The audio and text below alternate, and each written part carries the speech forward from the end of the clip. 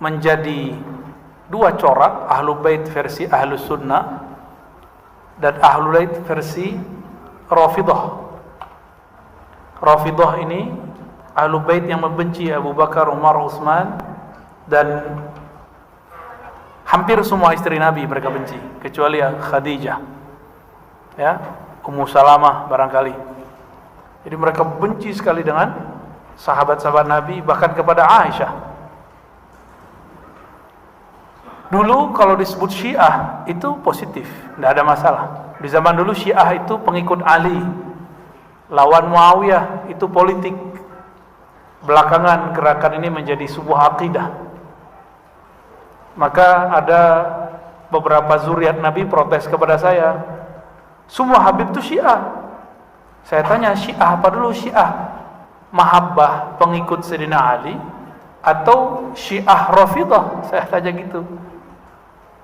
Kalau cinta Sayyidina Ali, maka semua kita Syiah. Ya enggak? Benar, antum cinta Sayyidina Ali enggak? Kita semua cinta Sayyidina Ali, tapi jika cinta Sayyidina Ali membenci sebagian sahabat, maka itu tidak termasuk Syiah yang kita maksud. Ya. Jadi Syiah itu sebuah istilah politik yang kemudian berubah menjadi istilah agama. Karena ada politisasi agama. Ini yang bergawat nih di Indonesia mulai ini.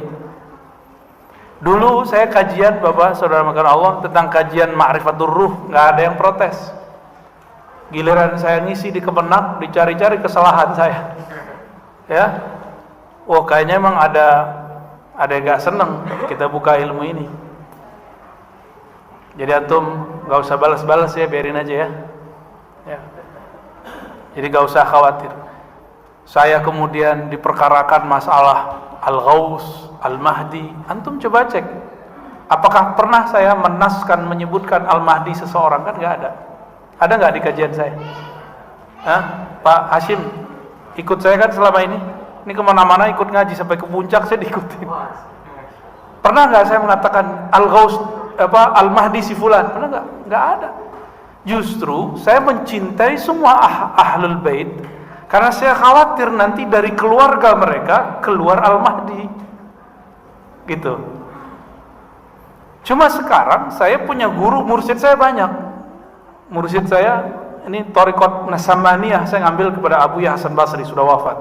Dan anaknya Abuya Darlis bin Hasan Basri, dan saya diijazahkan Naqsyabandiyah dan Samaniyah, Qadiriyah, Khalwatiyah. Itu ijazah dari mereka. Sebab mereka sudah wafat, ayah dan anak sudah wafat. Lalu saya berguru kepada Abuya Kasril, Maulana Kasril Al-Khalidi An-Naqsyabandi, masih hidup. Beliau ummi, gak mau nerima ijazah, tapi karena keummiannya. Tapi kita paksa supaya tetap memimpin zikir, karena kita butuh ilmu zikirnya. Adapun ilmu tentang baca kitab, saya bilang biar saya backup. Masih hidup sekarang. Ada satu lagi yang ummi juga, Abuya Masri namanya. Bukan orang Mesir Pak, tapi mukanya ke orang Mesir emang.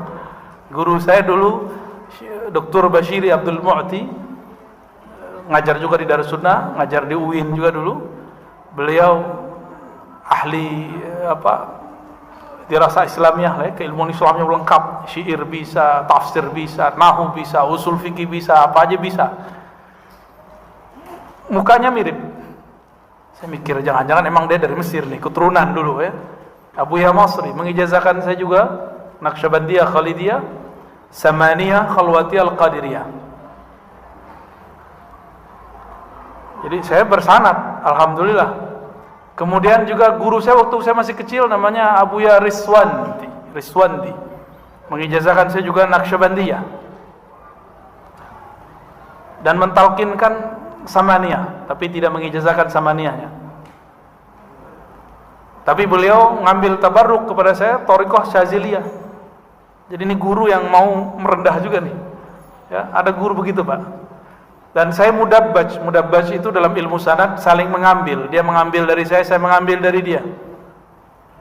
Dengan tuanku Buya Kerajaan nama ininya, nama gelarnya itu di pesantren yang ada di Pariaman. Thariqatnya Syattariyah. Beliau tawadhu sekali orangnya, masih mau dengerin bocah saya kayak saya ini. Di umur beliau kan saya masih kecil. Tapi setiap kali pulang beliau minta, ayo ngajar kitab sebentar gitu di tempat beliau. Dulu kalau nggak di rumahnya, kalau nggak di pesantren. Dan masih banyak lagi beberapa thariqah dan masyayikh yang mengijazahkan. Sekarang saya ketemu seorang mursyid lagi yang mengajarkan thariqah, gabungan 4 thariqah, lalu kemudian dia mengambil metodologi awalnya, disebut Al-Muhammadi. Jadi gabungan Naqsyabandiyah, Qadiriyah, Syaziliyah, Tijaniyah. Nama guru saya itu Abiyah Ahmad Al-Badar. Dan mereka beda-beda. Yang 4 yang tadi itu orang syariat semua. Kalau yang ini Malamatiyah. Kalau Malamatiyah tahu sendiri, ujiannya langsung ke dalam jantung antum itu, sir antum diuji. Saya ketemunya setelah saya berdoa lama bertahun-tahun, ya Allah pertemukan saya dengan wali Allah yang mempunyai makrifat tentang Engkau. Ujiannya berat. Ketemunya di mana? Dia orang Jakarta tapi ketemunya di Uzbek. Jadi saya karena dari kecil belajar Naqsyabandiyah, saya pengen ziarah ke Naqsyabandiyah dan minta izin, minta kepada Allah, ya Allah pertemukan saya dengan wali-wali Allah. Ternyata saya sekamar dengan beliau. Malam-malam kenalan sampai kami di kota Bukhara. Jadi turun di Tashkent, dari Tashkent terbang lagi ke Bukhara, sekamar. Kata beliau, maafin ya kalau saya agak nyeleneh-nyeleneh. Iman saya itu mulai diuji tuh. Pandangan batin saya mulai diuji. Mulai diuji, Pak. Kak, aneh kenapa? Saya panggil dia Syekh. Dulu belum ada aneh-aneh, pakaiannya masih biasa kayak orang biasa. Terus beliau bilang ke saya, ini sering ada kontak batin dengan Sayyidina Al-Khidir. Wah, merinding saya waktu itu. Beneran nih orang nih, wajahnya kok nggak ada tampangnya sama sekali. Pakai jam mahal, ya, pakai baju, pakai celana levis. Pusing juga kita tuh mikirin orang nih, ini zohirnya begini. Dicek sosmednya, gaya-gayaan. Terus saya kan karena khawatir tidak mau mengulangi kesalahan yang dulu diberitakan Allah dalam surat Al-Kahf. Itu bukan salah dosa, tapi salah adab. Sayyidina Musa ingkar gak ke Nabi Khidir? Ya, saya gak mau mengingkari hal yang sama lagi. Maka saya dalam hati, ya Allah, jika ini benar, tolong kasih saya pertanyaan yang membuat dia tidak tersinggung. Maka saya bertanya, Syekh, kalau saya ketemu Nabi Khidir dalam batin, di rom rohani, itu cara taunya gimana?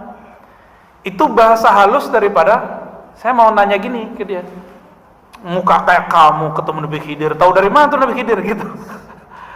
Mau nanya begitu, tapi batin saya mengatakan tanya baik-baik, siapa tahu dia beneran.